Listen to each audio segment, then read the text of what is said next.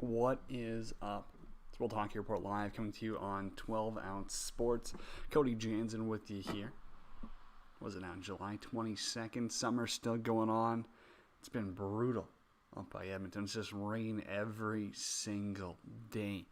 Just after 9 o'clock local time here. Great White North, Cody Jansen, World Hockey Report coming to you live on 12 Ounce Sports, Zingo TV, channel 761. Yes, the new home for 12 Ounce Sports, Zingo TV. You can download the app. You got a smart TV? Get it. Fire Stick, Amazon Fire Stick, Roku. Get the app on your phone, laptop. So simple to do. Zingo TV. Use the promo code 12OZ when signing up. And hey, it'll hook you up for free. No cost. Super easy to do. Why not?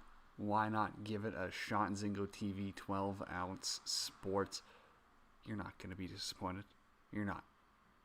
It's unreal. Great streaming there. And plus, you get all the other channels. I mean, hey, there's a lot of extra sports out there. I'm a big lacrosse guy. So you got some good channels as well. Yeah, they'll hook you up. Zingo TV. Use promo code 12OZ when signing up. It's easy as that. Easy as that. Get all your 12 Ounce Sports content out there as well. Of course, hey, show brought to you by mybookie.ag. Use promo code 12OZ Sports when signing up, and they'll match your deposit up to $1,000. Yeah, mybookie.ag, $1,000. It's as simple as that. Realize NHL news, show banner, not up to date. Here's what we got going on the show today. 9 o'clock, yes, open hour. Let us know. Hit us up on Twitter. We're on Twitter at World Hockey RPT. It's open. I don't care. Let me know your thoughts. You want to hit us up? Shoot us a DM. Maybe we'll bring you on to talk about it. We'll get to our What's Nutrition and Performance question of the day. This is an interesting one now. Jim Thompson coming on. Born right here in Edmonton, ends up moving out east. We're going to ask him about that. Plus, he's got a pretty crazy stat I got to ask him about because doing some research, he was picked in 3 NHL expansion drafts. That's pretty crazy. So we got Jim Thompson coming on. Hey, played for the Caps, played for the Whalers, Devils, Kings, Sens, and Ducks. There you go. We're going to break into his story a little bit. Pretty interesting there. We're going to see what he's up to nowadays. And also, Charles Baldwin, Chucky Slick, for all you junior hockey fans. Still working on some morning communication with him. As, he might be out in the great land of Spain. Scheduled in. So we're banking on it. Let's hope for the best. And we're just going to roll the punches. I mean, hey. If it doesn't happen, it doesn't happen. We'll talk some more hockey, but he is scheduled in right now for 9:40 local time, 11:40 for my friends out east, 8:40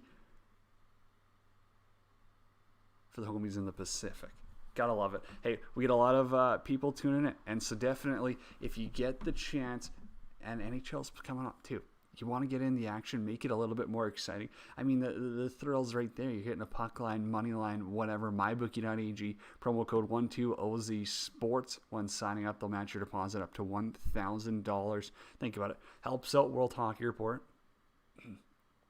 Helps out 12 Ounce Sports. And come on. You keep pumping that out. Hey, we'll hook you up. Merchandise, whatever. We are going to get it set up for the playoffs because the World Hockey Report Overtime Challenge is coming back. Yes, it is. World Hockey Report Overtime Challenge, of course, you already know. Overtime. Let us know who scores. Use the hashtag World Hockey Report Overtime Challenge. Probably giving away t-shirts, maybe a big package for, an overall winner. We got multiple people hitting it. It's always a blast. Come on. Anytime we get everyone engaged, you got overtime hockey coming up. That's just, best part of playoffs. Overtime hockey. I say, triple overtime. Nothing like it. Inject that. Couple of topics I did want to open up here. And yes, as I said, open line. Hit us up anytime. Twitter, Facebook. We're on Twitter at World Hockey RPT. I'm on Twitter at Janner31. Give me your thoughts anytime. Facebook, World Hockey Report as well. NHL dress code. And I bring this up because Austin Matthews rocking a green long vest and a green mask. Oh my goodness. I'm not going to put myself in a Jeremy Roenick situation talking about Patrick Sharp, but boy, oh boy, Auston Matthews is ready to drop the dress code. And I think it's about time. I think the NHL, they've tried to stick with their, I don't even know if it's a normal routine, whatever it is. They've stuck with it for so long that it's almost old. Like, you see the NBA guys rolling up, and we'll get to the NBA in a bit, because they're good for some things and they're absolute idiots for others. So I don't want to give them too many props right now. But their dress code and how they let their players express themselves. And I'm not saying you got to go all Dennis Rodman. I mean, I don't want to see guys playing with 30 different piercings, dyeing their hair every other week. I mean, hey, if that's you, you do you. But for the most part, let's tone it back there. I don't know. I'm excited. Minnesota Wild, of course, they're going to be the one team to mandate it. Here's your 2 colors of golf shirt with our Minnesota Wild logo that you have to wear for our 1 week in the playoffs. Give me a break. Get out of here. That's so lame. I don't know. It's Minnesota. Who expected anything different? Not this guy. Alrighty, broadcast going on delay. We talked about this, and it was funny because earlier in the week, the Vancouver Canucks scrimmage, their broadcast picked up a nice little bit there. Horvat Virtanen. Yep. That was a nice little war of words. We'll stick with that. How does that work? War of words. Works for me. Yeah, they were not too happy with each other. Broadcast picked up every single word they said. I like this tweet by Ding Dish. It was funny. Chris Dingman, by the way, 2-time Stanley Cup champion. Not a big deal. Also, friend of the program as well. He said, hey, put the national broadcast on delay. I don't care. We need a PG-13 channel. I'll pay for it. Pay-per-view, whatever. And let's get some NHLers commentating on it and being open and honest. Why not? Who's not? If I get the chance and I'm going to sit down and watch a full hockey game here, I am going to pay the extra $10 if I get to listen to Biz Nasty, Jeremy Roenick go off on the game, fully authentic. And if I get to listen to everything the players are saying, that's what I want. I'm paying NHL. You want a new revenue stream? Whatever. You got the World Hockey Report guys on your side 100%. Hey, and a little bit of hockey news here. The Vezina. Those, finalists were announced. We put the poll out as well. So it's Vasilevsky. He got 18% of the vote. Rask got 32%. And Connor Hellebuyck got 50%. I'm not going to break into the numbers. I think it's pretty obvious Connor Hellebuyck was the most valuable goaltender and definitely deserving of the heart here. The Vezina, pardon me. Looking at my notes, trying to read. Whatever. It's been raining a mush in the brain. I just want to get out golfing, but I can't because we got 7 inches of rain out there. Up for the heart was Leon Draisaitl, Nathan MacKinnon, and Artemi Panarin. And I mean, it's pretty easy. Draisaitl's gonna win this. I think it was Joe Haggerty, one of those Boston reporters, probably, bitter that's not Pasternak or whoever. He's like, oh, I'm not voting for Draisaitl. He was -7. Well, yeah, sure, Draisaitl might not be great in his defensive zone, might get a lot of points on, his power play. But still, we're going to say that Leon Draisaitl wasn't the best player in the NHL this season? Give me a break. Get out of here. Take it. Get out.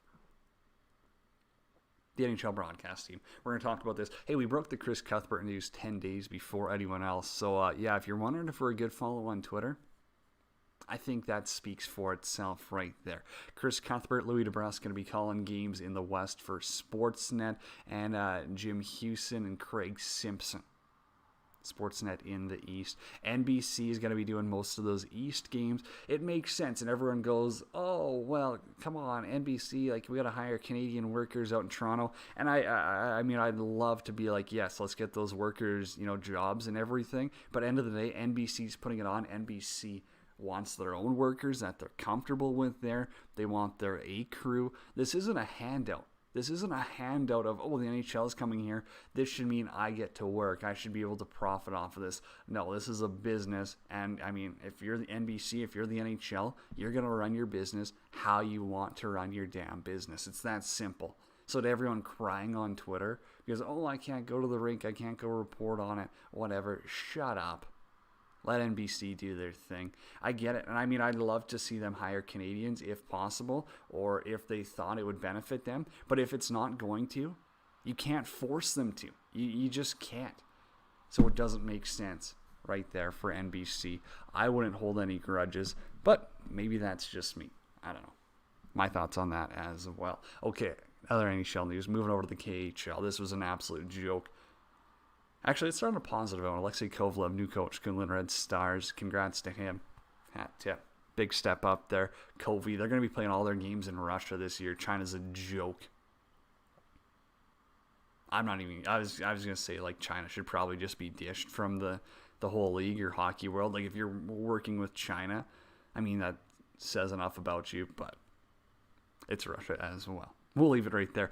So Avangard Omsk, they start their training camp already for next season because it's the KHL and they think that, doing 3 days in July helps. Well, they had 20 positive tests, so shut that shit down ASAP. Avangard Omsk, that's like the 20 positive tests. Is it worth it at that point? Like, what did you do? You just invited everyone in, said, hey, screw testing. Makes no sense at all. In the NHL, I don't know. They're lucky. The NHL got lucky as well. There is hockey going on at, I think we might have tweeted it out. I don't know. I think Game 3 is actually going on right now. Don't have it on TV.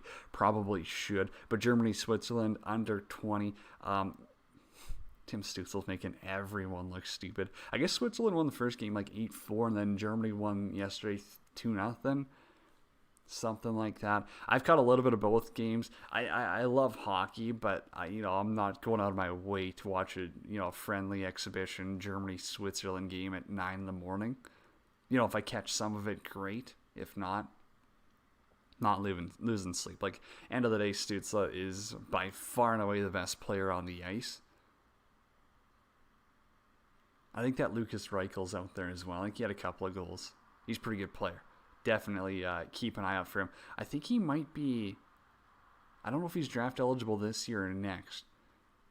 I don't know. But that Reichel, watch out for him on Germany. He's pretty good. Stützle, I mean, if it wasn't for LA having that second pick and, them having a chance at Byfield to learn from Kopitar, I think Stützle would have been your third pick.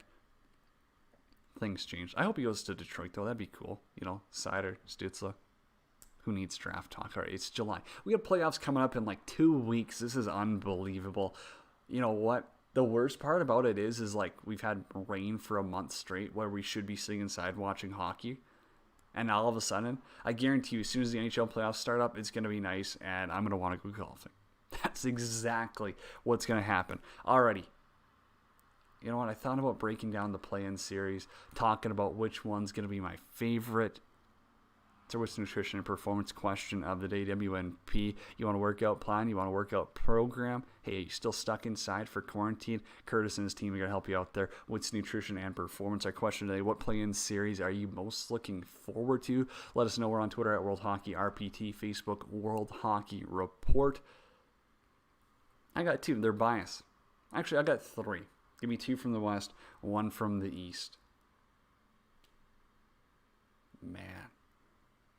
Yeah, I mean, who's not going to be, a little bit entertained by the Oilers and Blackhawks? Corey Crawford's out, probably a blowout, 3 straight games.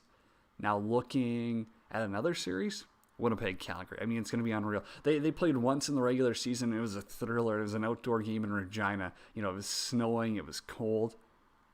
A 5-game series with those two? That's going to be good. Looking at the East, as much as I want to say, I would love to watch Columbus and Toronto, I don't know if I really do. Montreal, Pittsburgh's got my attention there. Going to be watching that one. I'm still saying, I want to see what Carey Price can do. Can Carey Price steal a series still? I don't know. Is he still at that stage where he can steal one? Guess we're going to find out there. Preseason starts next week. You got the Flames and Oilers. Interesting choice. Battle of Alberta. I mean, end of the day, I don't think they're going to be going out there just beating the piss out of each other. But, yeah, I mean, hey, there might be a couple of words exchanged, a couple of bops in the head. It happens. And the last thing I got to touch on, the NBA.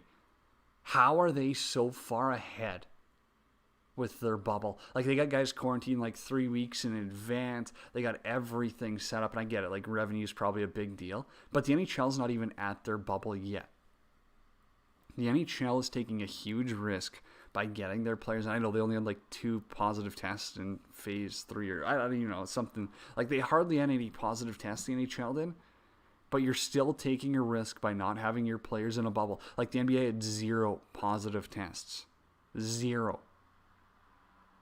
I'm way more confident the NBA gets finished than the NHL. Although the NBA, their players are idiots. They're inviting people over. They're breaking the bubble already, and somehow they still have 0. And the NHL, who is, kind of just doing the babysitting treatment of, hey, don't do anything. So they got positive tests. You got to get those guys to the bubble ASAP. And once they get there, once they get set up, then I'll be confident we're going to get playoff hockey. That's my thoughts, though. Let me know what you think. Hit us up on Twitter at World Hockey RPT. We're on Facebook as well. World Hockey Report. When we come back, it's Jim Thompson, former NHLer, right here on World Hockey Report.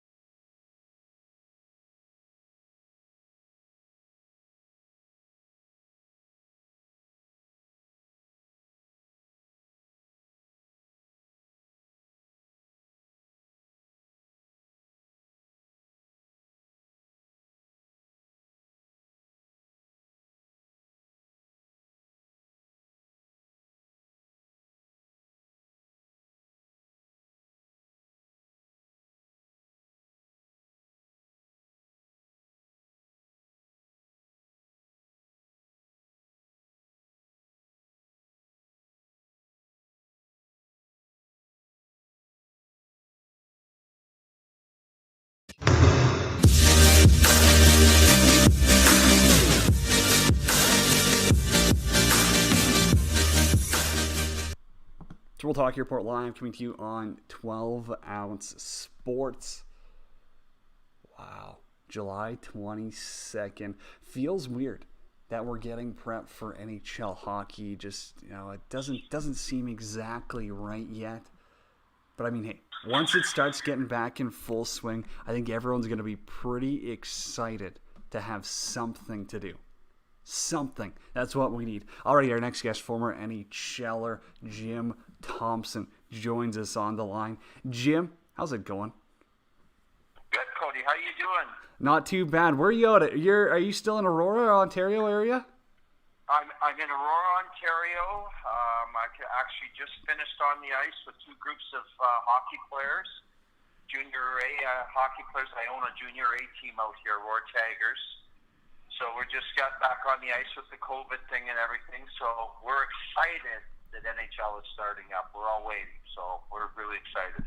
Something to do, right? I'm up by Edmonton here. So hey, that's nice. I mean that's my a perfect segment, right where you were born. And I wanted to ask you about that. We will get into what you're up to nowadays as well. But hey, you're born in Edmonton. How do you end up playing in the OHL? Like, how does that work? Do you move out there? Like, were you just kind of allowed to kind of go around? Like, I know in the dub now and stuff, you can't really cross borders, or can't really play out in the O or the Q without special permission.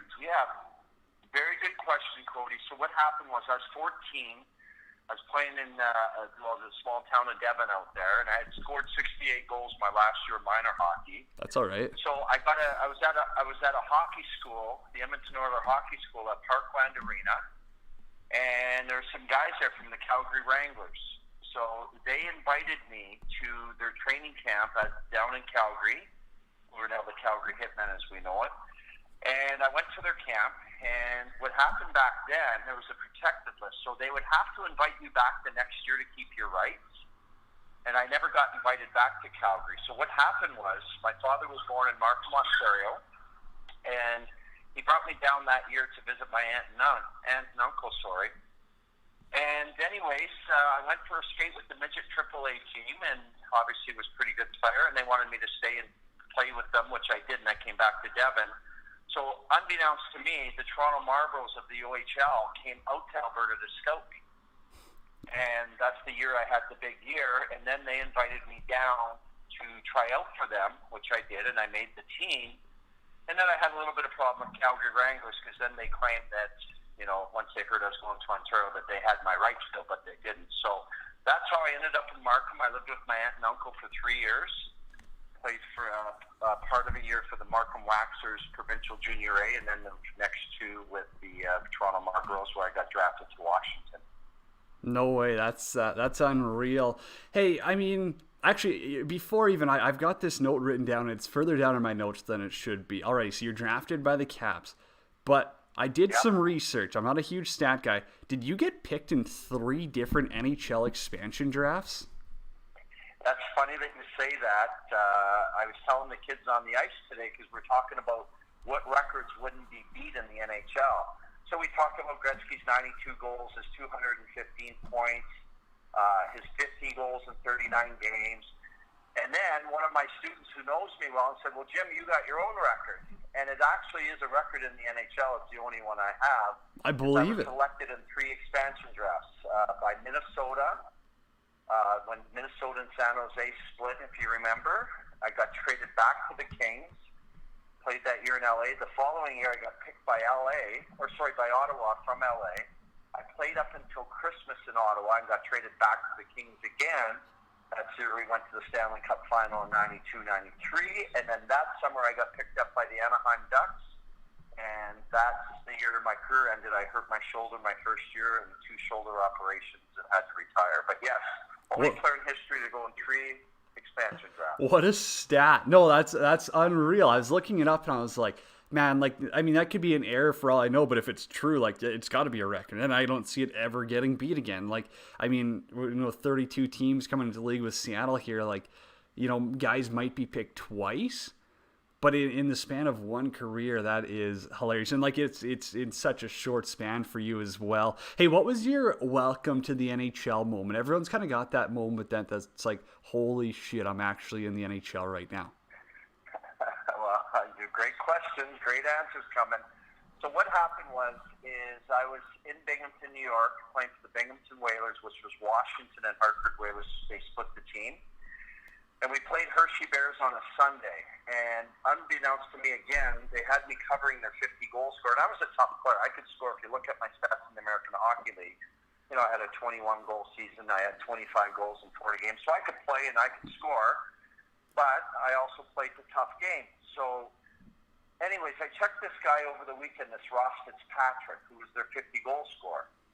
So all the Washington Brass are there, and as any guy that's been in the minors a long time, you're waiting for the dream to come alive where you get that call up to the NHL. So we're playing in Hershey on a Sunday, and all the Brass is there. David Poyle, the late Brian Murray was our coach, and after the game they called me over and they said, good game, great job this weekend. We're going to call you up tomorrow to play against the Pittsburgh Penguins. So when you ask that question, obviously I'm realizing my dream. I'm playing my first NHL game. So I drive back to Washington from Hershey with the goalie coach, Warren Strelo. Stayed in the hotel, went down to the pregame skate in the morning, and I'm skating around, and Brian Murray comes up to me and says, how do you feel? I said, I feel good. He goes, you nervous? I said, a little bit, but I think I'll be fine. I thought I was going there to fight. I was going to fight Jake Caulfield or whoever, their guys were there. So after the practice, they all call me into the coach's room. And they're all sitting there, and David Poyle goes, he goes, are you nervous? I said, no, I think I'm pretty good. I'm ready to go. It's my first game. I've been looking forward to this, what I work for.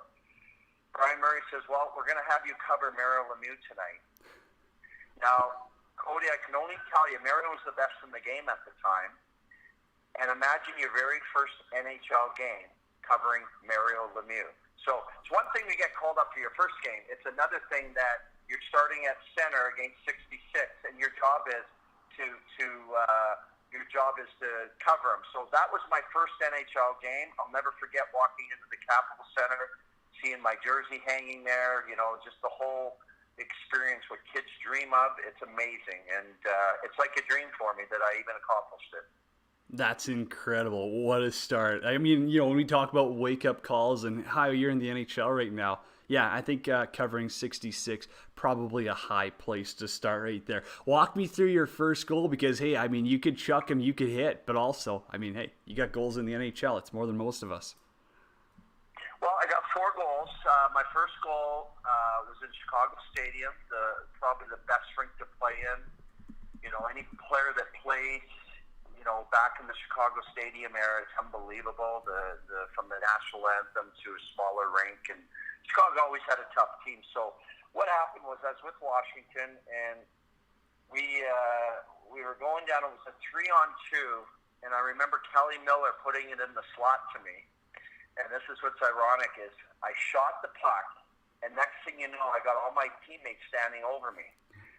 Dave Manson, the tough defenseman, had blindsided me after I shot the puck, and he kind of knocked me out, like blacked out because he hit me so hard. So I don't even remember the puck going in, but I watched it on the news that night because we didn't have social media back then. So watching the sports highlights from the hotel, the puck ended up going top corner on Eddie Balfour, which was really cool. And I just got hammered through center ice, like decked. So that was my first goal, memorable, and didn't get a chance to see it. And, it's just another surreal moment for a young kid growing up in Westview Village in a trailer park. I grew up there in the trailer park outside Winterburn. And my dream was realized, scoring my first goal for sure.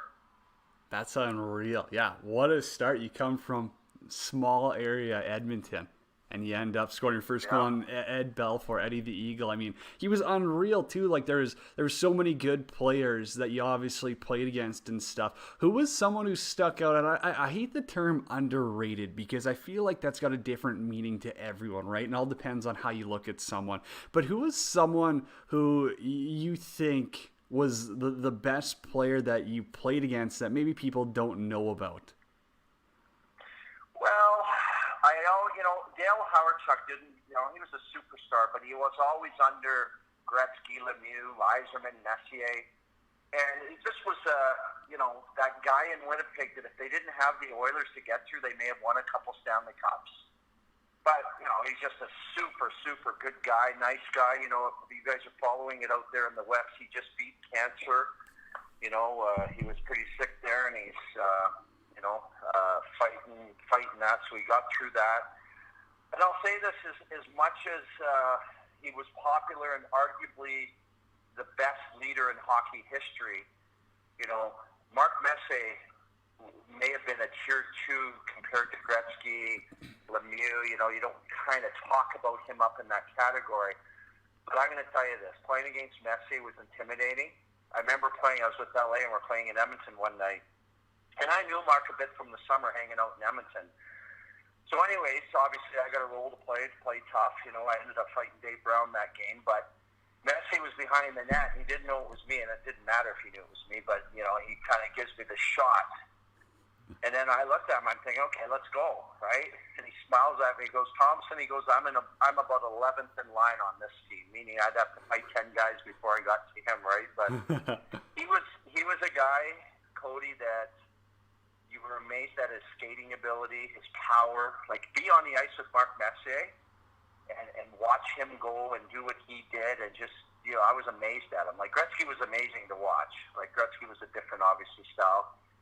But Messier was just a player that, we all know this from 5 Cups in Edmonton and then the Rangers and whatnot. But you play him day in and day out, he was something. He was intimidating. He was great. He was gracious.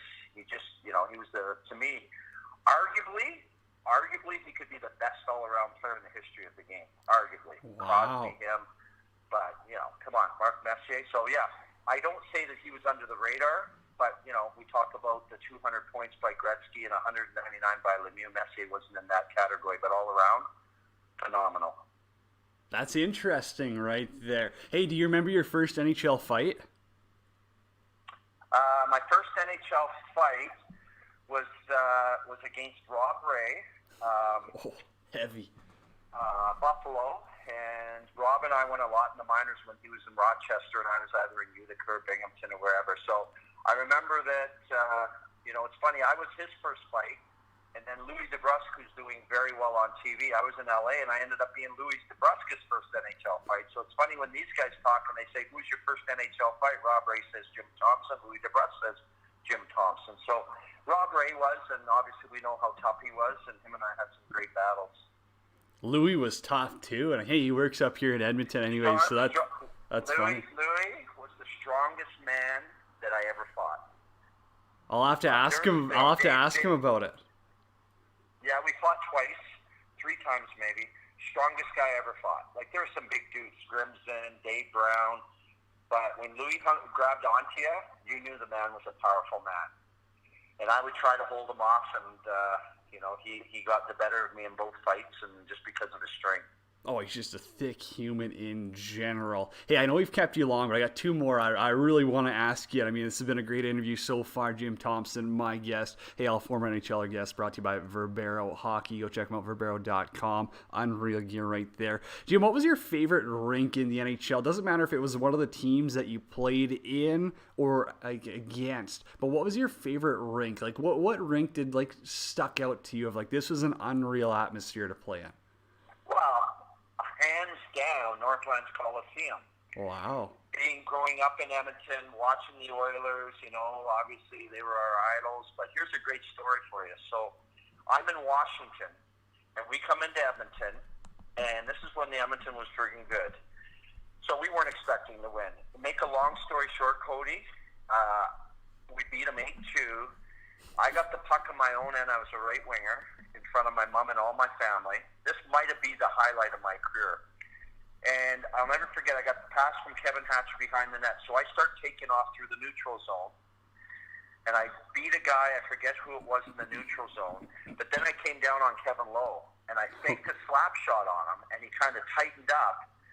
And I got around his poke check. So now it's me and Grant Fuhr, who's my favorite goalie of all time. And he came out for the poke check. And I, just how I got around him, right, was unbelievable. And I ended up scoring end-to-end in Edmonton in front of my family. So that was just that was a dream. Like, I still think, how the hell did I do it? and to, grow up being a fan of the Oilers, watching the Oilers, and to, North Glen's Coliseum. My dad used to take me to the games there, the WHA, and then the NHL, and it's just was my favorite rink. So but the best experience would be the Chicago Stadium by far. Any NHL player will tell you that. Chicago Stadium was electrifying to play in. Yeah, the anthem at Chicago Stadium is unlike anything else. But that story about Northlands, man, come on. I mean, you're walking around Hall of Famers. We're going to have to find that, throw that up on World Hockey Report Twitter at World Hockey RPT. Jim, I got to ask you because, hey, you know what? Obviously, you grinded it out just to get your NHL games in, day out, and now you're giving back to younger players. I mean, you own a junior team. You're doing a lot of skills training. What are you up to nowadays? Because you're doing a lot of good for the hockey world, I know, in Ontario. So I just celebrated my 12 years of sobriety, and that's a big, big thing for me. So what I do now, Cody, is I have a mentoring program called Jim Thompson's Dreams Come True. People can go onto my website, Jim Thompson's Dreams. I help kids, help parents. I call it my Stanley Cup now, or my hockey NHL is saving lives and trying to help people get off addiction, which almost took my life. So that's a big thing that I love doing. Very passionate about that. And then if they want, they can go onto my Instagram, Jim Thompson, no P in Thompson, Jim Thompson 33, and your people can see what I do. There's videos up there of me training kids. As I said, I own a junior 18.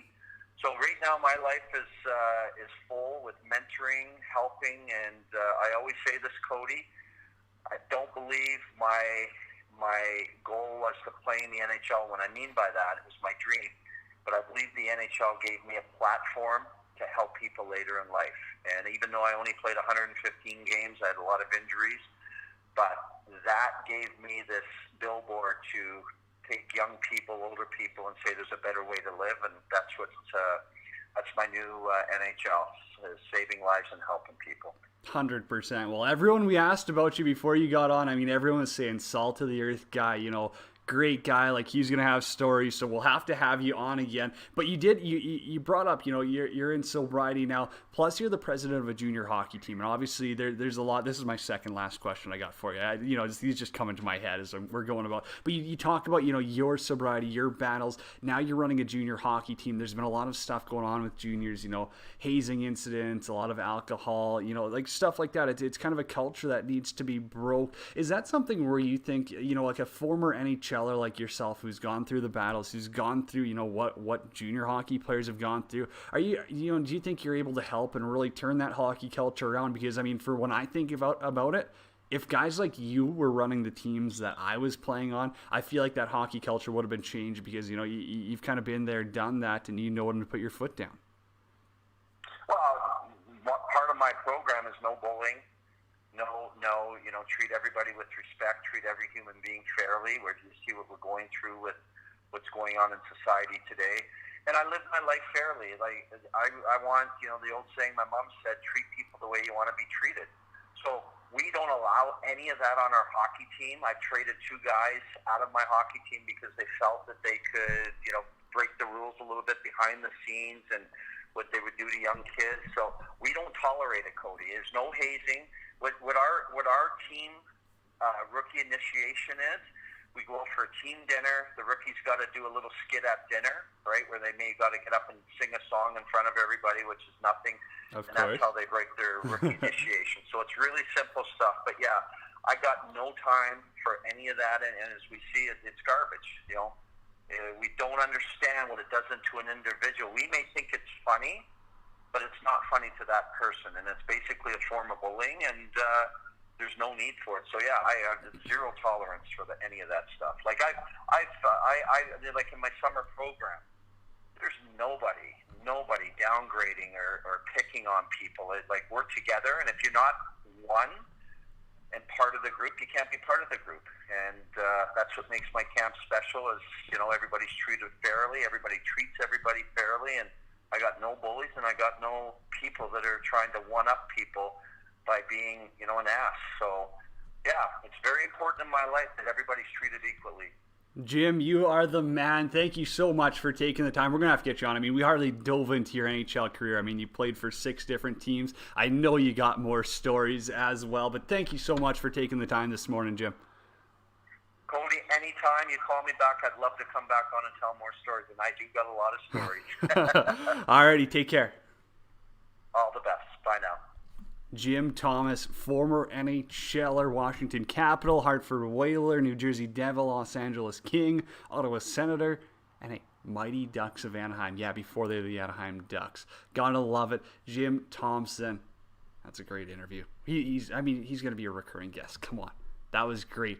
Fighting Rob Ray, scoring your first goal on Eddie Belfour, walking around some Hall of Famers at Northlands. There's a lot more of that to come. Alrighty, we're going to try touch base. Haven't heard back. Chucky Slick. Maybe we'll have to take a rain check on it. If not, there's more hockey to come and a lot to talk about. It's World Hockey Report Live coming to you on 12 Ounce Sports, Zingo TV, channel 761.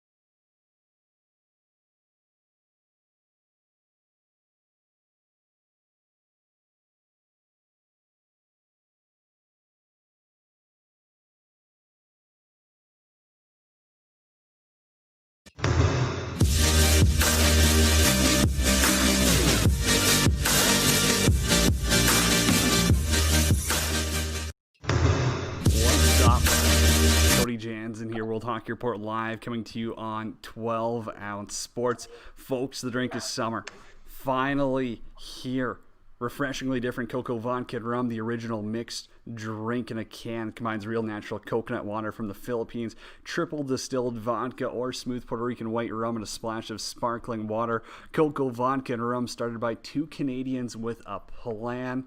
Come up with a healthy drink that's not full of fake flavors like those seltzer waters. Talk about a vacation in a can. Cocoa vodka and rum available at BSW Liquor and Co-op liquor stores in Alberta. And if you're in the States, ask your local retailer, and you can order online at enjoycoco.com. Enjoy the Cocoa life with World Hockey Report and go pick yourself up a case today. Unreal. Without a doubt, it's the drink of summer. Ski with cocoa vodka and cocoa rum, the original refreshing vacation in a can. Join now, an all-star junior hockey legend, a rapper, a little bit of everything, Chucky Slick. What is up, buddy? Hey, how's it going, dog? Oh man, doing unreal. Let's dive right into it because hey, we got 10 minutes here. Living the dream. How did that happen, man? Give me the quick breakdown. We only got 10 minutes? Yeah, man, I gotta get out of here by 10. Gotta get out before Pete's Power plays. Oh shit, did I hop on late? Yeah, it's all good. It's all good. We'll get you on another time. No worries. I was trying to drill a fucking shelf to a garage wall for like the past 4 hours. I can't figure that shit out. Hey, it happens, right? You're not a construction guy. You're a hockey guy. Yeah, not a big construction guy for here. No, dude. I mean, come on. Like you were in the null the year before me, and so I mean, dude, living the dream. Like, how did that happen? And also, how pissed off was the null when that came out? How did Living the Dream happen, or what? Yeah. Like, dude, like, how did you get the idea even? Like, what did it come about? Well, I don't know. I just kind of like, I had been making music for like, fucking 3 or 4 years before that, and then I don't know. I brought my microphone and everything with me to my billet house in New Mexico at the time. Just to, as hockey players, junior hockey players, you have a lot of fucking free time if you're not like working a side job or going to school. So, in my free time, I just kind of like to make music, and Party. It was bound to happen eventually. As a hockey player, I was going to come across the idea of making a hockey song. So, kind of just like, yeah, I feel like making a song about the game we all love. So, I don't know. Just had the idea, and over a couple road trips, just kind of wrote the song, and then played it for the boys in the locker room, and they were like, "Holy shit! Like, this is crazy!" And I was like, "Oh, you guys think so?" And they were like, "Yeah, this is wild. We should do a video." And I was like, "Oh fuck!" Like, I think at this point I uploaded like 2 or 3 rap videos to my YouTube channel. Like, I wasn't a rapper. It was just something I did for fun. Like, it's like, I'm sure you cook eggs in the morning or something. It doesn't make you a chef, right? Like we all do things, man. Like, and it's just one of like my hobbies, you could say. I always felt like a hockey player first, but I had a few rap songs on the internet, so I kind of knew how to do it, but not really. Really bootlegged ghetto. Got a camera, filmed a couple roadies, threw a bunch of random bullshit junior hockey lifestyle clips together, paired it with the song. Tried to lip sync it, failed. If you watch the video, like my words are pretty off by a few seconds on some parts, but just kind of tossed it up. Woke up the next day, I think I had like 30K, and I was like, oh shit. And then like, I don't know, by 48 hours, it was pretty wild. Just kind of went everywhere. Oh man, I mean that was viral. I heard a lot of stories. I know a few guys that you played with. I guess the null was pretty pissed off at it, or what? Like they were trying to get you to take it down? I don't really know. I heard a lot of things. I heard through the grapevine, like people that had connections on the inside weren't like happy with it, but I don't know. The null, they never directly hit me up. Maybe they did, and I never saw it. You slept through, like the interview. No. Yeah, I mean, I saw in like blogs. This is 2010-ish when blogs were still kind of a thing. Like I saw in like juniorhockey like .com or some kind of junior hockey blogs, like created a lot of buzz and talk, and a lot of like old heads, who are still like about the suit and tie, really formal military short hair hockey kind of game, which I've never been about at all. I've been about like hockey's got a lot of kind of, it's very far behind other major sports as far as like individuality. They want you all to be kind of like robots and military style, which I've always been super against. And Yeah, I felt like the old heads kind of came for me there a little bit. I read some things on YouTube comments, and he's a disgrace to the league. And it was like, yeah, fucking right. You know how many kids wanted to play after that? I bet there's kids right now in the null because of some way or another. 100%. That song inspired them or something. 100%. So they can fucking thank me. No, that was the biggest marketing thing, man. Like, especially for like hockey in the South too. Like, everyone's like, oh man, this guy makes it look fun. Name in the beginning. Man, dude, that beginning intro wasn't written. Obviously, the lyrics were written, but yeah, I just, I hopped to the mic and I was just like, fucking first line, fourth line, straight out of the null. Like, that was just off the top of my head. I don't know why I said that shit. No way. That is unreal. Man, okay, we got a few more minutes here, and I got to ask you because you spent some time over in Czech Republic. I had my cup of coffee there as well. What a world. Dude, I need one funny story from you being over there. Oh, man. Well, probably best story I got in my life. Have you heard that one? Maybe? I don't know. No, go for it. No, hey, platform's yours. Shit, man. I left San Diego when I was like 10, went to Virginia for like 7 years because of my father's job. Ended up playing like roller hockey out there. And my best friend from roller hockey, his name was Gordy. And then when I was like 16 or 17, my family moved back to California. I lost touch with Gordy. This is before social media. So like 10 years go by, haven't heard a word from him. Kind of forgot about him. I go to Czech Republic, have no idea he's still playing hockey. I just left Sweden. I joined the Czech second league. I was battling out there. I wasn't happy. I was depressed. I was playing terrible hockey. Little did I know my childhood buddy Gordy was playing in Slovakia at the time, and he was going through the same shit. He was in Slovakia second league, and he was like, fuck this. So he requested a trade, and his agent got him traded to a whole different league, to the Czech third league from the Slovakia second league. So he got traded to the Czech third league on the same day that I got sent down to the Czech third league, to the farm team that was the farm team for the team I was playing for. So my team drops me off on the side of the road at a fucking gas station, and they say, like, you stay here, new bus team come. And I was like, okay. In the middle of like fucking nowhere. And then all of a sudden a new bus comes, and it's the new bus from my new team in the Czech third league. I get on the fucking bus, and Gordy's on the bus. No way. And I'm like, I had to do like a quadruple take, man. I thought I was in a dream because I haven't even seen this fool in like 10 years. And I'm like, what? I'm like, Gordy? And he's like, Chuck, what the fuck are you doing here, man? Like, I hadn't even reconnected with him over the years on Facebook or Instagram or any of that, so I had no idea. And it was just like the most insane feeling ever. And then there we were, just battling in the Czech third league. We were living in the Sport Hotel in Czech, those little hotels. Oh, yeah. To the fucking, they're terrible. Soviet-style rinks. We were living in there for like a week, and we were like, fuck this, we can't live here. We told the owner, he was like, yeah, you guys can live at my house. Like, I'm never there. I'm always at my office. So next thing we know, like, two childhood buddies, we're living in a little village, which was like 13 houses around a pond in a mansion that was the owner's house. And we were there. We had the whole place to ourselves for like 3 months. That's unreal, man. Hey, appreciate you coming on. We're going to have to rebook you because we're out of time, but we'll get you on later this summer. Maybe once you're out of Ibiza and done living the dream over there, we'll get you on for a full segment, man. I appreciate you taking the time. Yeah, man, whenever you want to have me, just shoot me a message and I'll be down to get on for a little more lengthier discussion. Hey, sounds good, buddy. Take care. Chucky Slick, junior hockey legend. Alrighty, we got to get out of here. Huge thanks, Jim Thompson, Chucky Slick, Charles Baldwin. Hey, hit us up on Twitter at World Hockey Report. We are out.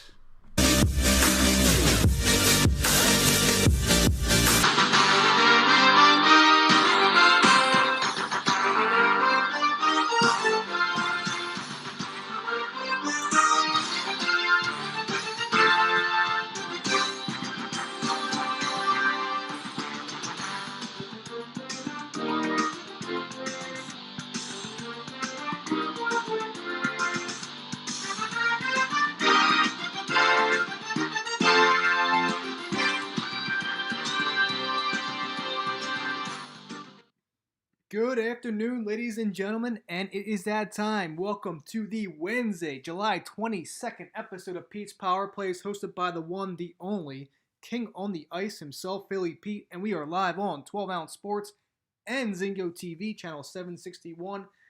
This show, as always, is usually sponsored by MyBookie.ag. Please make sure baseball starts up tomorrow. We are now in the single digits to when Sports start up now. Baseball tomorrow, basketball in a few days. You also have less than a week. You also have hockey that is less than 10 days now. July 22nd, baby. What can I say? We are in good form. So once again, get on mybookie.ag. Make an account with MyBookie, of course. But first and foremost, when you do make an account, please use the promo code 12ounce sports. That's 12OZ sports, all one word, when making your first deposit. And when doing so, they will match it up to $1,000. You really don't want to miss your chance to cash out tickets, cash out any sort of value plays that you may have, future bets, whatever it may be, dog plays. Do it now on mybookie.ag. Once again, 12ounce sports is a promo code that will match your deposit up to $1,000. Now, soccer obviously is coming back, or is already back, excuse me. All the major soccer leagues are back. If you're not into that, if you're not ready to wait till tomorrow to start betting on baseball, you do have the MyBookie Casino, which is really, really good too. So I highly, highly recommend that. Once again, mybookie.ag, 12ounce sports is your promo code, and they will match your first deposit up to $1,000. Also, Zingo TV just added us to their list of networks. And when doing so, please make sure to not only download the app, Zingo TV, on your TV, but to make sure you make an account with Zingo TV on the website using the promo code 12ounce, 12OZ, simple as that, and you'll be ready to rock and roll when it comes to not only Pete's Power Plays, but every other live show that we can provide to you on 12ounce sports through Zingo TV. Once again, Zingo TV, download the app today, use the promo code 12ounce, 12OZ, and you all will be streaming all of us live. And those that are tuning in at Zingo TV right now could hear my wonderful voice right now. And that's just how it is. So Zingo TV, check that out as well. So ladies and gentlemen, thank you for tuning in. My 9 a.m. West Coast rise and shiners, getting that cup of joe, getting ready to start their day. My East Coast family as well, getting on their lunch breaks right now, trying and basically logging in and listening to Philly Pete today during their lunch break. Thank you to those that are tuning in to all. I'm ready to rock and roll. Yesterday was a great show. Talked about a lot of information regarding NHL and the COVID situation, and also, the Phase 4, and just a lot of updates within the NHL, and a lot of an AEW Dark as well, which was a pretty good show. So on tap for today, we have AEW Dynamite preview, which will be a phenomenal show like always. Some updated NHL news regarding Jonathan Toews and yours truly, Carter Hart, that gave Flyers fans, including myself, a very, very bad scare. But all is well, according to my inside sources for the Philadelphia Flyers. All is good. I got note last night that it was just back spasm. So more into that later on in the show today. And also I want to go over August 2nd games. That is day 2 of the NHL playoffs. You got 3 qualifying round matches and 2 round robin matches, and I can't wait. This is going to be fun. So again, once we get closer and closer to day 1, I will go over my day 1 picks when I had them out last week, just to review them all, and those that did miss it. And of course, I always tweet out my replays later on this evening for those out west tuning in later, and my East Coast that just get home later from work and all that good stuff. So let's dive in real quick. So AEW Dynamite, let's start off the show with that. What better way to start it than this? We have a huge card tonight. And first and foremost, Cody Rhodes, the TNT champion, is a question mark to see who is fighting tonight. We have no idea. It could be, honestly, I have no idea. I really have no idea. There's been no, there's been no, like hidden, like a little gem inside the little gem that we know that is going to happen for him to know who he's fighting tonight. We have no idea. We really, honestly have no idea who he's going to fight tonight. And I'm curious. I'm really curious to see who he's gonna fight, or who's gonna come out. So we had Sonny Kiss last week fight him in what was a very good match. But we'll see what happens. Again, first and foremost, you guys can reach me at Twitter, of course, at the Real Pete Tuch, TUCC. If If you search up PT, the letters PT, I'm one of the first guys there. You can't miss me. And I will answer all your questions regarding AEW, WWE, of course, fantasy football, that's right around the corner, hockey, all Philly sports, Penn State sports, whatever it may need be. I am the number one source when it comes to that, let alone my packages. Again, I have 3 packages. I have the NHL playoff package. I also have the daily fantasy football package for both FanDuel and DraftKings. And my third package is both the playoffs, NHL playoffs, and the daily fantasy football lineups for both DraftKings and FanDuel combined. I always give out a free lineup for both when it comes to the season. I did that the last couple seasons now, and we are healthy in the green. And of course, Philly Pete's plays for hockey. Obviously, I give out my free plays on Twitter as well. So those that are waiting, we're right around the corner. So, but back at it, Jurassic Express versus the Inner Circle tonight. Luchasaurus and Jungle Boy versus Jake Hager and the Le Champion, Chris Jericho. This is going to be a fun match tonight. Again, this is another loaded AEW card. I can't wait for this one. So, we know Jurassic Express had a successful Fyter Fest, and they beat MJF and Wardlow in a tag team match. Now tonight they fight Jericho and Hager. Jericho finally overcame Orange Cassidy, being drenched in orange juice. That was a phenomenal angle. Orange Cassidy fed that out so perfectly. And but now you have Sammy Guevara is still suspended. He should be. I'm assuming he should be back by next week's episode. Hopefully. So he has. It's been more than a month now. So he might be serving a 45-day suspension. Normally wrestling suspensions are about a month, 30 days. But this one seems a little bit more. So he might be on the 45-day path. So hopefully we see him soon. But the Sex Gods we know will continue with Hager in his place. This should be a fun match which could go either way here tonight. But I think that the Jurassic Express have been on a tear as of now, and I'm just going to continue the ways here, and I think Jurassic Express will win this match tonight. And great match last week. Jericho of course doesn't need the win to get the fans. Like, he's already over. Hager is here and there. I mean, he is a massive body, and he will do a lot of damage in the ring too. But I think tonight I'm going to root for the Jurassic Express. I think they take advantage here tonight. Again, it could go either way, but my pick for Philly Pete is the Jurassic Express. Now, here we go. Another great matchup tonight. Falls Count Anywhere. Butcher and Blade versus the Young Bucks of Nick and Matt Jackson. This is going to be another phenomenal match. They have been building up this match for about a month, maybe even more than that right now, and it's finally happening. Butcher and Blade obviously teamed up with the Lucha Bros at Fyter Fest last week, which overcame the Young Bucks and FTR, which was a 4-on-4 match. That was a good matchup as well. But this time, obviously, Young Bucks versus Butcher and Blade. Traditional 2-on-2 match. Falls Count Anywhere.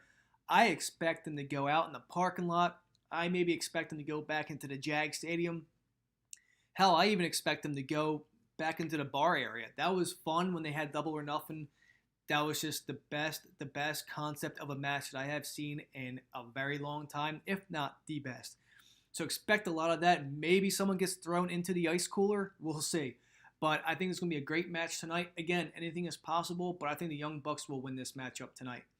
Next up, Diamante versus Ivelisse Velez. This is going to be a great women's matchup tonight. You have, Diamante we saw last night on Dark. She had the victory over Kylie King. That was a great match as well. Now tonight she finds out to fight Ivelisse Velez. Now she's making her solo debut within AEW. She worked a match previously, but losing effort in last year's Casino Battle Royale. Of course, Nyla Rose won that last year, and that was at All Out. So now we see her back again in a good match against Diamante. Her debut sees her square off, obviously, and looking to get her first win in AEW after her 3 previous losses. So she's due for a win here, Ivelisse. This is going to be a good match. They're both talented. They both come from a great background, and you know what? They're welcome additions to a division. And we know the women's division in AEW is very light. It's kind of lame. I hate to say that. but it is up and coming, and it's going to be a very phenomenal division in years to come in AEW. Of course, Britt Baker's hurt. Nyla Rose, you haven't seen her fight yet. You've just been seeing a lot of Hikaru Shida and Penelope Ford, but you really need, and again, Riho is still out in Japan. I mean, who knows when she's going to come back? It's been months since we've seen her, even before this pandemic. So it's been a very, very long time. But these two women here of Ivelisse and Diamante, they're going to build up this women's division very, very good. And you know what? Maybe Diamante can cause an upset against a more established star like Ivelisse, but we'll see what happens. I know Velez is due for a win here tonight, and I'm going to go with Ivelisse myself. Next up, we have MJF in action. Not sure who he is fighting, but I can only imagine he has an undefeated solo record. And what's another addition into the win column for MJF? Obviously, Wardlow will have to do something there as well. And, the best heel in the game, probably the best heel all of wrestling, is MJF. And tack it on him to be 16-0, 15 or 16-0 at this point. He's not going to lose in solo competition anytime soon until he eventually fights Cody again, which will be down the road. Hangman Page versus the number 5 alongside Brody Lee. We're seeing Hangman in solos action finally. This is going to be good. We all know the Exalted One, Brody Lee, has been guiding 5 to greatness within the Dark Order. This is going to be a good match. Regardless of the number, whoever Dark Order is representing, Hangman Page is always good for a great, great match and is good for the fans and TV. So, you know you're going to see in this match. You know you're going to see within Adam Page. I'm going to go with Hangman myself to win this match. But he might have to overcome a little bit with Brody Lee. So maybe a potential future match, Brody Lee, Adam Page. We will see what happens. But again, very unlikely that 5 wins this match. And just for moral support, Brody Lee will obviously be there. But hey, listen, can Kenny Omega possibly come out at some point during the match as well to help out Hangman? We will see. But my bet's on Hangman Page to win this match. Again, Cody TNT Championship Open match. No idea what's going to happen here. Again, last week we saw Sonny Kiss with a star-making bout. What a match that was. And anybody that criticized his in-ring ability has all the doubters now. It's great. It's good to see. He put on the show, and we will find out. I have no idea who it's going to be, and according to other sources, no, they don't even know who it's going to be. So it is a secret question mark tonight. I can't wait. All these matches have been fun, and we'll leave it like that. So that concludes the AEW Dynamite preview show. Of course, I love talking about AEW. It's always going to be a guarantee on my shows for Tuesday and Wednesday when I talk Dark and Dynamite. Again, always tune in to TNT, 8 o'clock tonight, East Coast, 5 o'clock, West Coast for the AEW Dynamite. It should be another jam-packed action and fun show like always. But first and foremost, before I get into the updated NHL news about certain players, I got to tell you guys about MyBookie.ag. Again, log into MyBookie.ag. When doing so, use the promo code 12ounce sports. That's 12OZ sports, all one word, when making your first deposit today, and they will match it up to $1,000. Again, sports are right around the corner. Baseball starts tomorrow. What better way to start winning and cashing out large than MyBookie.ag? Do it today, right now. You won't be disappointed. Now, if just to cure your itch for today, go on the casino. Check out the blackjack machines. Check out the roulette. Check out the 3-card poker. Whatever it may be. MyBookie.ag is the way to go. Also, Zingo TV. Make sure you first off, download the app on your TV, Zingo TV, and then make an account on the website. And make sure when doing so, use the promo code 12ounce. Simple as that. 12OZ. You'll be good to go. You'll be streaming all these phenomenal shows, including yours truly, Pete's Power Place, hosted by yours truly, Philly Pete. And what can I say? So you don't want to miss Zingo TV and all the 12-ounce sports crew that we are giving to you live right now as you tune in to channel 761. That's 761. Tune in right now.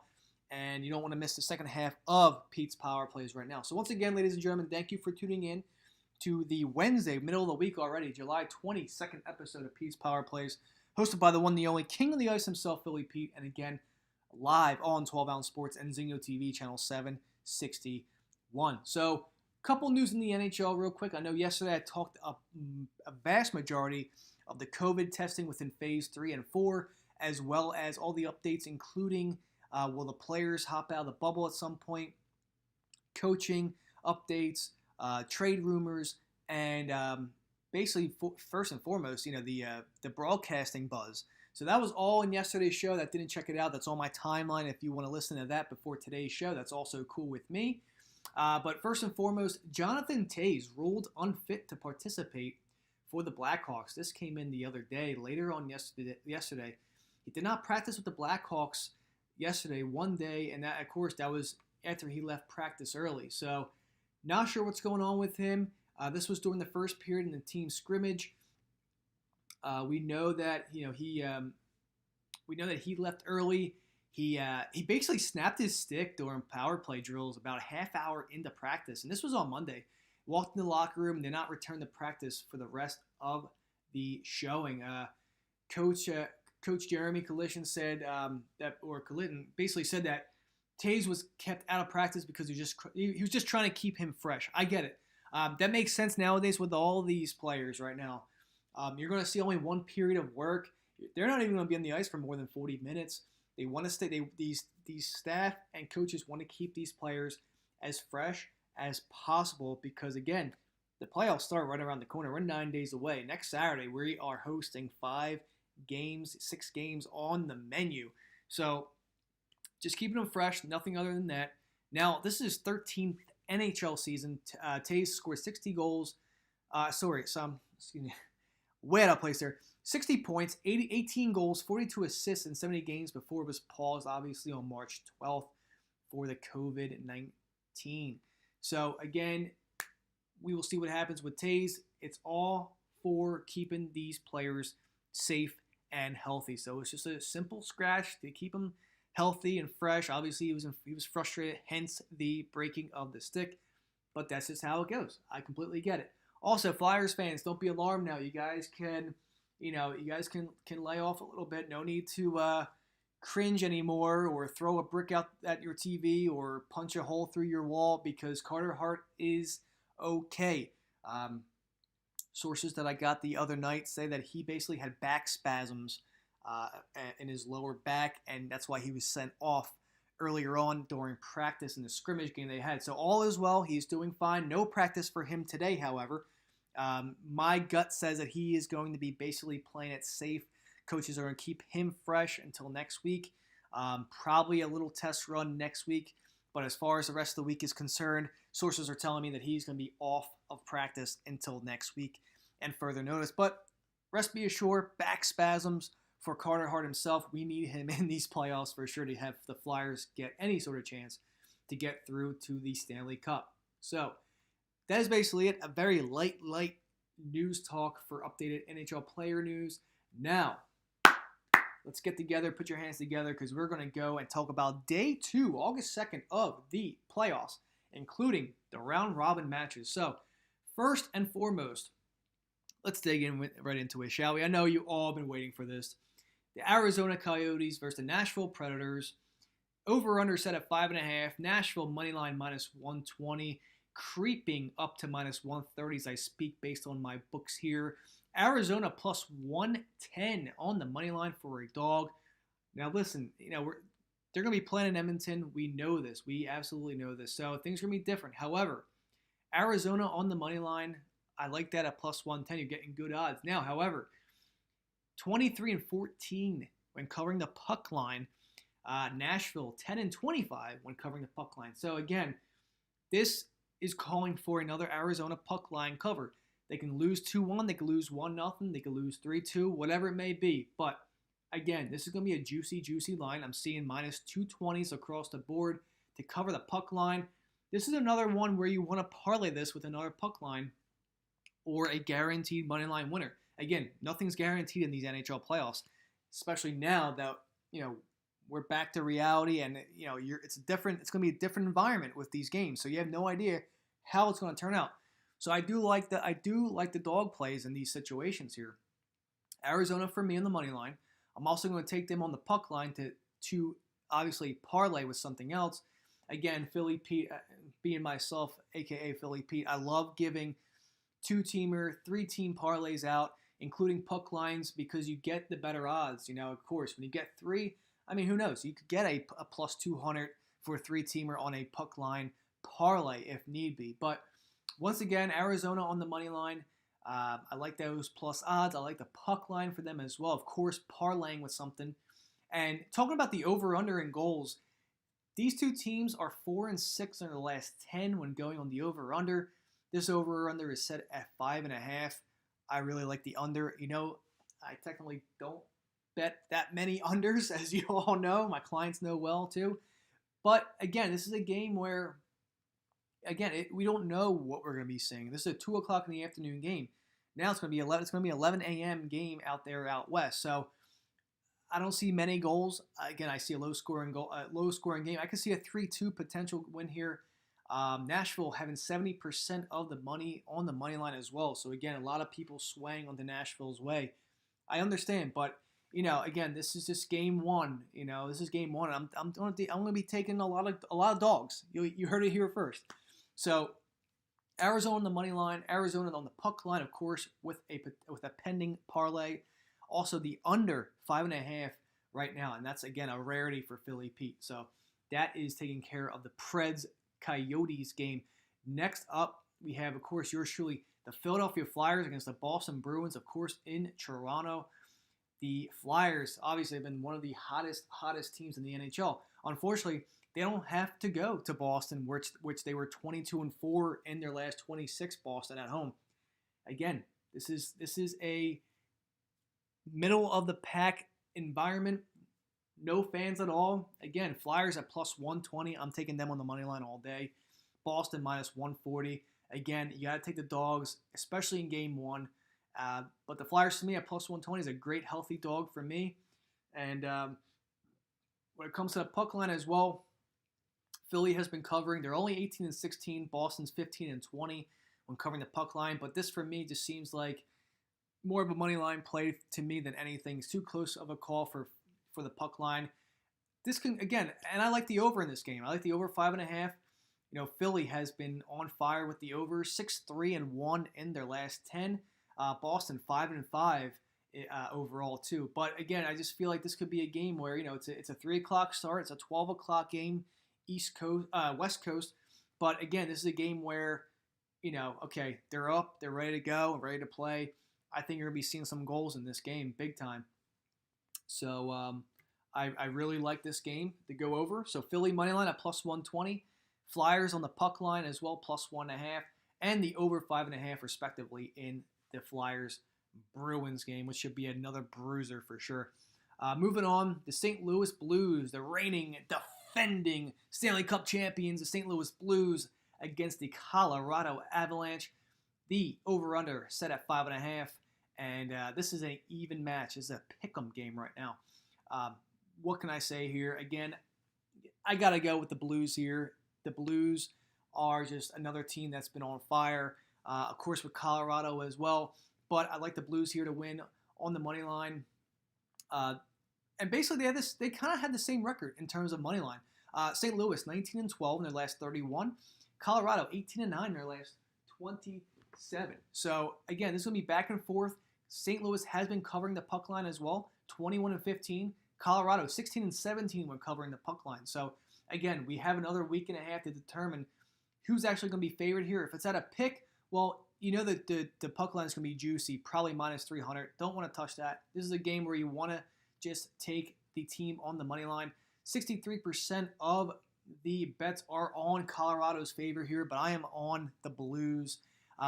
And in terms of the over-under, this over-under set at 6. Some books are at 5.5, but again, I have about 10 books up when I talk about over-unders, let alone about these games in general. So some books have 5.5. About 75% of my books have 6. If you could get 6, I do like the under in this situation here because both teams have been playing under hockey as of late, and their defense have been coming alive. St. Louis 4-6 in their last 10 on the under. Colorado 3-7 in their last 10 on the under. So this is screaming under for me, big time. Again, another rarity of Philly Pete to go under. And it's just tough. It's tough to predict how these teams are going to be playing because you haven't seen them in a very long time, in about over 4 months now. So a light lean right now is on the under 6. When you get to the 5.5 mark, it's a little bit iffy. But if you can get 6, I do like the under for a small play. I also like the Blues on the money line and the puck line, again, because Colorado has that 63% advantage on the money line. Moving on, Columbus Blue Jackets versus the Toronto Maple Leafs for the qualifying round matchup. Over-under set at 5.5. Again, this is where books are at 5.5 or at 6. You got to take the lines now if need be. Toronto minus 160 on the money line. 75% of the money is on the money line. Columbus plus 140 on the money line as well. Again, this could be a game where, again, I keep talking about the Dogs because that's where the money's at. And why not? It's game 1 of a best-of-5 series. Toronto can end up winning 3 straight after that. But I'm going to take this. This might be Philly Pete's play of the day here in terms of day 2. Columbus Blue Jackets plus 140 on the money line. Why not? Over-under is at 5.5. Take the over. It's going to move to 6 in no time for sure. So if you can get 5.5, take the over 5.5. I love the over. I also love Columbus on the money line as Philly Pete's dog of the day at plus 140. I love it. Also, if you don't feel that way, if you don't feel like taking the money line at plus 140, the puck line for Columbus, they are covering it like it's their job. 23-11, last 34 for Columbus. That is a great, great record. Toronto, on the other hand, not covering the puck line at all. 11-23 in their last 34. So if you feel iffy about the Blue Jackets money line, parlay the puck line with the Coyotes puck line. Parlay Columbus with St. Louis puck line. Parlay Columbus with the Flyers puck line, whatever it may be. But their record is so great when it comes to the puck line. 23-11. Why not? I would take the puck line if you, once again, take the puck line for Columbus if you feel iffy, taking the plus 140 money line. Over-under at 5.5. These two teams have been pretty good as of late. Columbus 6-4 in their last 10 when getting the overs. Toronto about even. They're 5-5 in their last 10, but we know how explosive their offense can be. Between Marner, Tavares, and Austin Matthews himself, that is a heavy, heavy trio right there. Can't get better than that. So when you see those on the ice, expect some goals. So I'm thinking the over 5. The over 5.5 might be a nice 2-unit play as well. I might give that out for free for all you guys. As the time comes, when I review this again later next week before the games start, these are going to be guaranteed plays that I will give out. So my leans for now, over 5.5. Puck line Columbus, plus 1.5. And Columbus money line, plus 140. Strong lean in the over 5.5. So this will be a possible potential 2-unit play for free for all my Twitterverse fans out there. And lastly, Minnesota, Vancouver. Vancouver minus 120 on the money line. Vancouver also getting 71% of the love. I like Vancouver to win this on the money line. Over-under is at 5.5. I'm taking the over 5.5 as well. Vancouver is 8-2 in their last 10 on the overs. Minnesota is 6-4 in their last 10 on the overs. This is screaming over as well, so I will be on this. Over 5.5 for Vancouver. Vancouver on the money line as well. Minnesota on the puck line if you want to play it safely. But my money's on Vancouver to win this game 1. And a stronger lean on the over 5.5. But that basically wraps up Wednesday, July 22nd episode of Pete's Power Plays, hosted by the one, the only King of the Ice himself, Philly Pete. We are live on 12 Island Sports and Zingo TV. Hope everyone has a great day. Talk to you guys tomorrow. See ya.